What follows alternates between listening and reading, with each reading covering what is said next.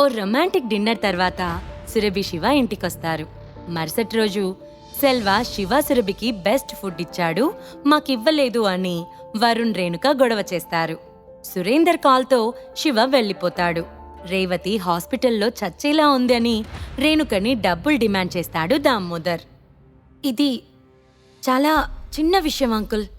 రేవతి హాస్పిటల్కి ఎంత అమౌంట్ అవుతుందో చెప్పండి, అన్నీ నేను పే చేస్తాను అని కోపంగా అన్నది సురభి. ఏం మాట్లాడుతున్నావు సురభి? నా కూతురు హాస్పిటల్లో ఉంది, నీకు తెలుస్తుందా? ఇది నీకు చిన్న విషయమా అని కోపంగా అన్న దామోదర్, మీకు డబ్బులుండొచ్చు కానీ మరీ ఇంత ఈగో ఉండకూడదు. అక్కడ నా కూతురు చావు బతుకుల మధ్య కుట్టుమిట్టాడుతుంది, అది మీ ఫ్యామిలీ వల్ల. ఇప్పుడు ఏం పట్టనట్లున్నారు అని బాధపడుతూ అన్నాడు దామోదర్. అత్తా, నేను చెప్పాను కదా, నందన్ కుమార్ మా సీఈఓ. నేను ఆయన పవర్ను ఉపయోగించి మిమ్మల్ని ఇబ్బంది పెట్టే వరకు తెచ్చుకోకండి.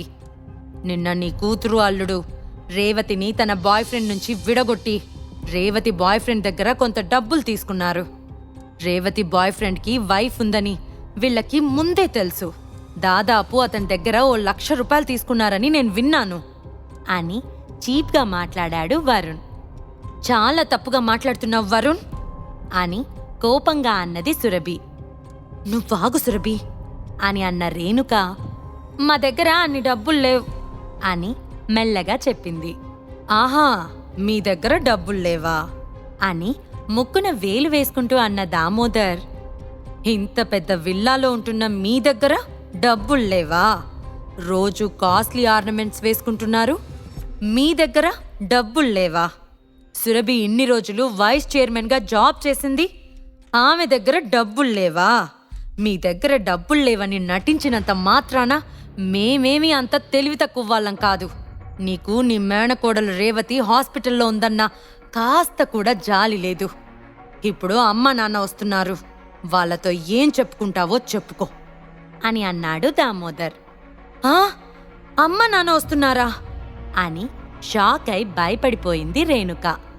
ఏదో తన వాళ్ళ దగ్గర తన గొప్పతనం చూపించుకోవడానికి దామోదర్ ఫ్యామిలీని ఇన్వైట్ చేసింది. ఇదేదో పెంట పెంట అయ్యేలా ఉందే. ఎప్పుడు తన తల్లిదండ్రుల దగ్గరికి వెళ్ళినా తను శిఖా ఫ్యామిలీలు చాలా గొప్పగా బ్రతుకుతున్నట్లుగా బిహేవ్ చేస్తుంది. ఇప్పుడు వాళ్ళొస్తే ఇంట్లో పరిస్థితులకి రేవతి విషయంలో జరిగిన దానికి వాళ్ళ ముందు తన పరువు పోతుందని భయపడిన రేణుక, సురభి, నీ అకౌంట్లో ఎంత డబ్బుంది? మీ అంకుల్కి కొంత డబ్బు పరిహారంగా ఇద్దాం అని అన్నది. అమ్మా, దిస్ ఇస్ టూ మచ్. అసలు జరిగిన దానిలో తప్పెవరిది ఏంటి అనే ఆలోచన లేదా? ఇందులో శివ తప్పేం లేదు. వాళ్ళసలు అలా డబ్బులు అడగటం చాలా అన్యాయం అని కోపంగా అన్నది సురభి. ఆమెకి తన తల్లి ఎందుకిలా బిహేవ్ చేస్తుందో అర్థం కాలేదు. కాని తల్లి భయపడుతుందని అర్థమై ఉన్న డబ్బులు ఇచ్చేయాలి అనే ఆలోచనకి వచ్చింది. ఓకే, మీ డబ్బులు వదులుకోవటం మీకిష్టం లేదు కదా, మేమిక వెళ్తాం. వరుణ్, నువ్వు మీ సార్కి కాల్ చేసి విషయం చెప్పు. నేను మన ఊర్లోని పెద్దలకి కాల్ చేస్తాను, వాళ్ళే వచ్చి న్యాయం చెప్తారు అని అన్నాడు దామోదర్.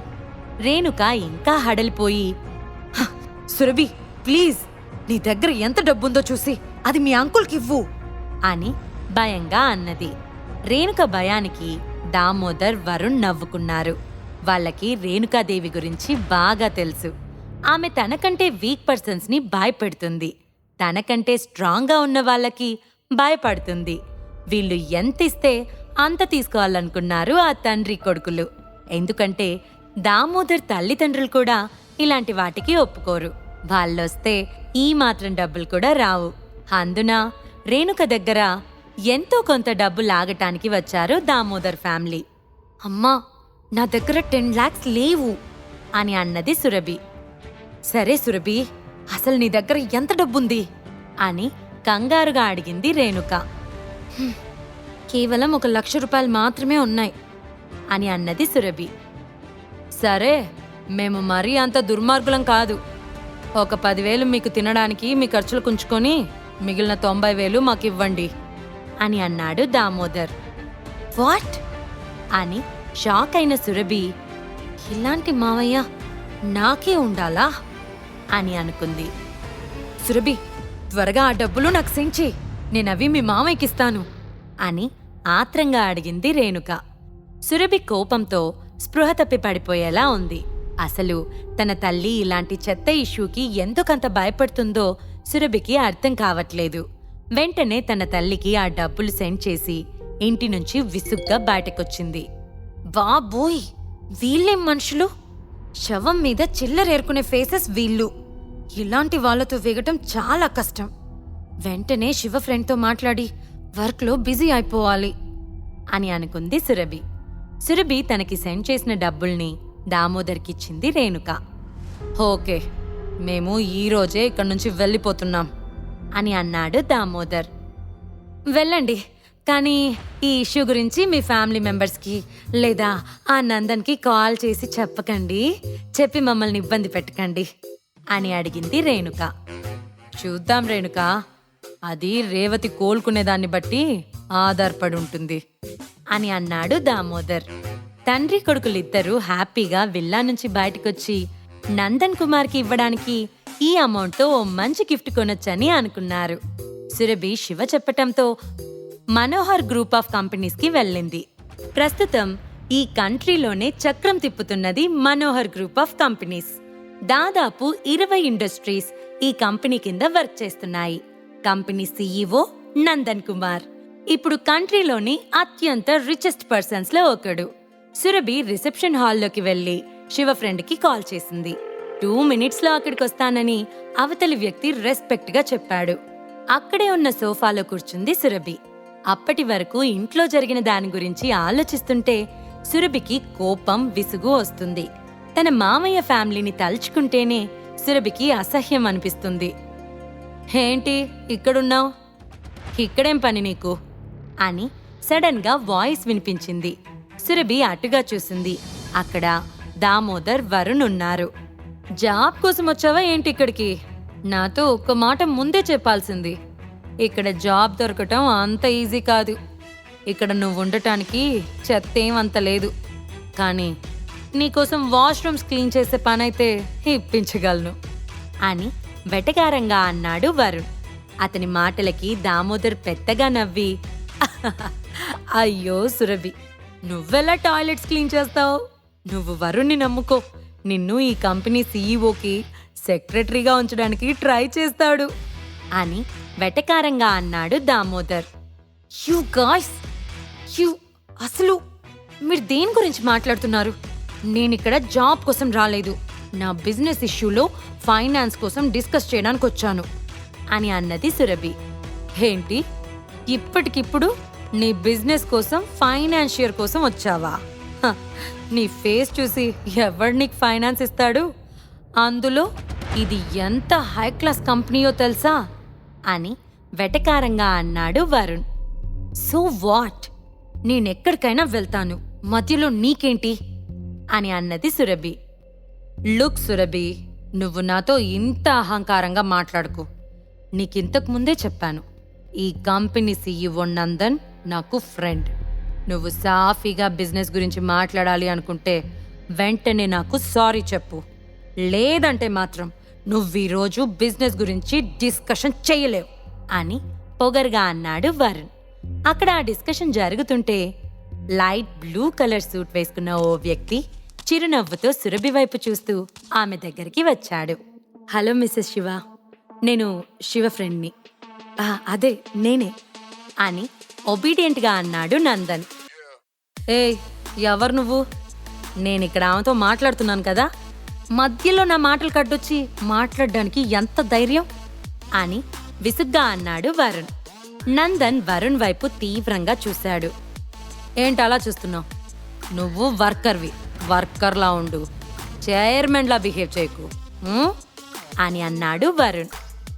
ఓ, ఇంతకీ నువ్వెవరు? నువ్వు ఈ కంపెనీలో ఎంప్లాయీవా అని అన్నాడు నందన్. నేను ఈ కంపెనీలో ఎంప్లాయీని. సీఈఓ నందన్ కుమార్కి పిఏగా వర్క్ చేయడానికి వచ్చాను. అతను నా ఫ్రెండ్. నా దగ్గర జాగ్రత్తగా ఉంటేనే నీకు ఫ్యూచర్లో ప్రమోషన్స్ ఇప్పిస్తాను, లేదంటే నిన్ను వెంటనే జాబ్ నుంచి తీసేస్తాను అని పొగరుగా అన్నాడు వరుణ్. ఓహో, నీకు చైర్మన్ నందన్ కుమార్ తెలుసా? ఆ విషయం నాకు తెలియదే. ఒకసారి ఆ నందన్ కుమార్ని పిలుస్తారా అని వెటకారంగా అన్నాడు నందన్. అవును, నాకాయన తెలుసు. కానీ మధ్యలో నీకేంటి సంబంధం? అసలు నీ గురించి నువ్వేమనుకుంటున్నావు? నీలాంటి కింద స్థాయి ఉద్యోగులతో మాట్లాడి నన్ను నేను తక్కువ చేసుకోను అని వెటకారంగా అన్నాడు వరుణ్. అదే సమయంలో లావుగా ఉన్న వ్యక్తి వచ్చి దామోదర్ వరుణ్ వైపు ఓ లుక్ ఇచ్చాడు. అంతలోనే పక్కనే ఉన్న నందన్ని చూసి ఒబీడియంట్గా నవ్వాడు. ఆ వ్యక్తిని చూసిన వరుణ్, అమర్, ఇప్పటి వరకు నువ్వెక్కడికెళ్ళావు? అసలు నువ్వెక్కడున్నావు? నేను నీకోసమే ఎదురు చూస్తున్నాను. చూడు, ఈ డిసిప్లిన్ లేని ఎంప్లాయ్ నాతో తిక్కగా మాట్లాడుతున్నాడు. అతనికి వెంటనే లెసన్ చెప్పాలి అని కోపంగా అన్నాడు వరుణ్. ఏ ఫీలింగ్ లేకుండా అమర్ వైపు చూసిన నందన్, అమర్, ఇతన్ని రిలేటివా? ఇతన్ని ఇక్కడ ఎంప్లాయ్గా నువ్వే సెలెక్ట్ చేసావా అని అన్నాడు. లేదు లేదు లేదు లేదు సార్, ఇతనెవరో నాకు తెలియదు అని భయంగా అన్నాడు అమర్. అప్పటికే తన హార్ట్ బీట్ రేజ్ అయింది. అందుకే వెంటనే మాట మార్చాడు. ఇన్ఫాక్ట్ వరుణ్ అతని తండ్రి దగ్గర ఉద్యోగం ఆశ చూపించి కొంత డబ్బును తీసుకుని వరుణ్ కోసం ఆ కంపెనీలో ఓ చిన్న జాబ్ని చూశాడు. అవునమర్, నువ్వెప్పుడు ఈ కంపెనీకి డైరెక్టర్ అయ్యావు అని కూల్గా నవ్వుతూ అన్నాడు నందన్. నో నో, అదేం లేదు చైర్మన్ సార్ అని భయంగా నందన్ని చూసిన అమర్ తనపై తానే గట్టిగా కొట్టుకుని, చైర్మన్ సార్, నేను తప్పు చేశాను. నేను వాళ్ళ దగ్గర గొప్పలు చెప్పుకున్నాను. నన్ను క్షమించండి ప్లీజ్ ప్లీజ్ అని వేడుకున్నాడు అమర్. అతన్ని చూసిన వరుణ్, దామోదర్ షాక్ అయ్యి ఒకరినొకరు చూసుకున్నారు. ఇప్పటి వరకు మేం కోపంగా మాట్లాడింది రిచెస్ట్ పర్సన్ నందన్తోనా? అతను సురభికి ఆమె భర్తకి ఫ్రెండా? అసలు అంత పవర్ఫుల్ పర్సన్తో సురభికి ఎలా పరిచయం అయ్యాడు? ఇక్కడేదో పొరపాటు జరిగింది అని అనుకున్న వరుణ్, అమర్ సార్, నువ్వెందుకు అతనిని క్షమాపణ అడుగుతున్నావు? నువ్వేదో పొరపడినట్లున్నావు. అతను పనికి మాలిన శివకి ఫ్రెండ్. అతను మీకు చైర్మన్ ఎలా అవుతాడు అని ఏం అర్థం కాక అడిగాడు. నువ్వు నన్ను సార్ అని పిలవకు అని వరుణ్తో అన్న అమర్, చైర్మన్ సార్, ఈ ఫూల్స్తో ఎలా డీల్ చేయాలో మీరే డిసైడ్ చేయండి అని భయంగా అడిగాడు అమర్. నేనిప్పుడు ఈ ఫూల్స్ గురించి పట్టించుకునే మూడ్లో లేను. ఇప్పుడు నేను హానర్ గెస్ట్ని రిసీవ్ చేసుకోవడానికి వచ్చాను.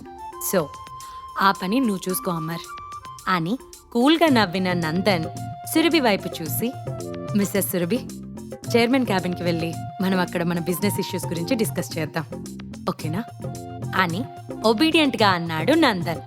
సురభి మెల్లగా నవ్వి ఓకే అని అన్నది. అదంతా చూస్తున్న దామోదర్, వరుణ్ భయంతో వణికిపోతున్నారు. అప్పుడు వాళ్ళకి అర్థమైంది, ఇతను కంట్రీలోని రిచెస్ట్ పర్సన్ అయిన నందన్ కుమార్ అని. అతని ముందే తాము ఎలా పడితే అలా మాట్లాడాము అని.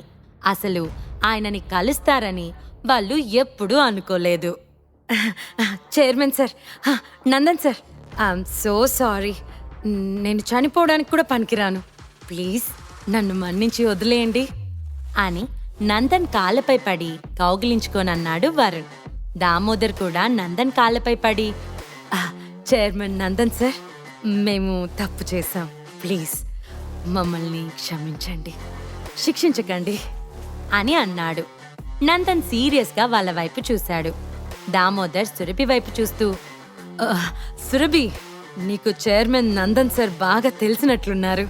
ప్లీజ్ మాకు హెల్ప్ చేయి, మమ్మల్ని వదిలేయమని నందన్ సార్కి చెప్పు అని వేడుకున్నాడు దామోదర్.